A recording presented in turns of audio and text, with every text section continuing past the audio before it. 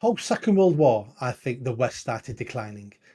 Um, we didn't see it happening because we had a big enemy called the Soviet Union that we were Mhm. terrified of. So that sort of kept our eye on an enemy. So we didn't look internally. And we made so many mistakes. Technology, the loss of religion, the loss of fathers in the home. Um, and then the Soviet Union collapsed, and then there was no more enemies then. So then Hmm. we really started looking Yeah. internally then, and then we started blaming our governments for everything that was going wrong instead of looking externally at a Mm. boogeyman. Um, and I do believe at that point then, outside foreign states started interfering in the West. People, like Russia, Iran, China, there'll be other countries. And that's not a conspiracy theory because we're doing exactly the same in other Mm. countries.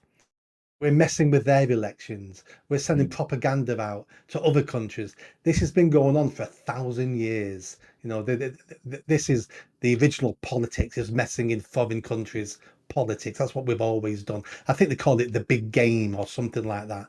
Mm. People wrote about it 100 years ago. And they've sowed seeds. They've sowed the seeds of destruction in the West, and they're fertilizing them and watering them, and we're destroying ourselves. Now, I've said for many years now, we probably need a bloody good war. And I hate to be proven right on this. We need a bloody good war where we realize how important our nation state is. When we see our fellow family members, citizens coming home in body bags, and that then will re-energize the nation state, as in we Okay, need to protect ourselves. At the moment, we've had it too good for too long, I'll and jump we in. think it's always going to be like this. I'll jump in because I substantively disagree with all of this, right? And I'll tell you why, right? Uh, there is no evidence that I see that any great conflict would bring us closer together. In fact, I think that it has much potential, especially with the way social media works, the way we get information, to just tear us apart even more. If we had a Pearl Harbor like event or even a 9/11 like event today in today's America, would we rally around the flag that we have in the past? I don't think we would. I think that would be a substantively different experience just based on the tools we use to communicate and how we communicate. In addition, right, the fact that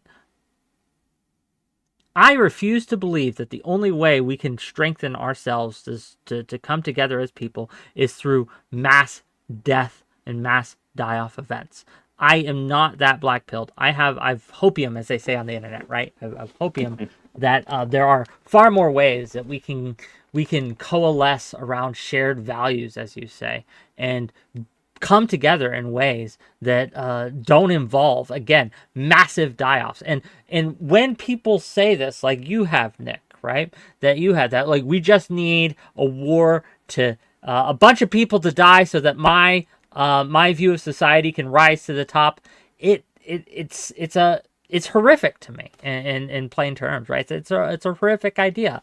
I disagree strongly. I think that the evidence doesn't bear it out, and I think that it's just going to push people away, because when people hear you say that, it's hard for them to come to your point of view, Nick, because they say, "Oh, well, this guy I just wants don't get war. me We don't wrong. want war. Well, this guy just wants I'm not war." wishing for this. I'm not wishing for this. I'm just saying that would work. That would bring us together. I think if you suffered another 9/11, I think you'd all be around the flag again.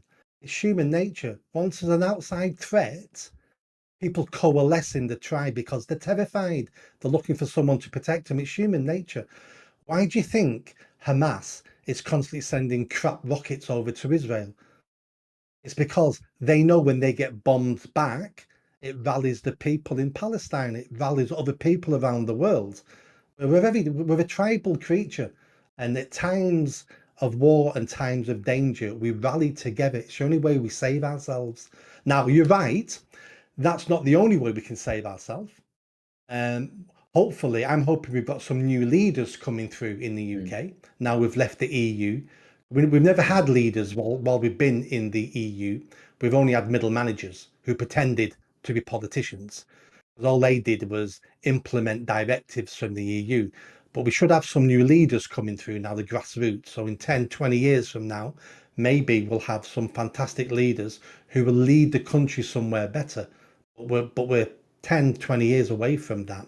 And there's many things that can save us, but a quick fix, and I don't want a war. Of course, I don't want a war, but a quick fix would be something like that, would rally any country together.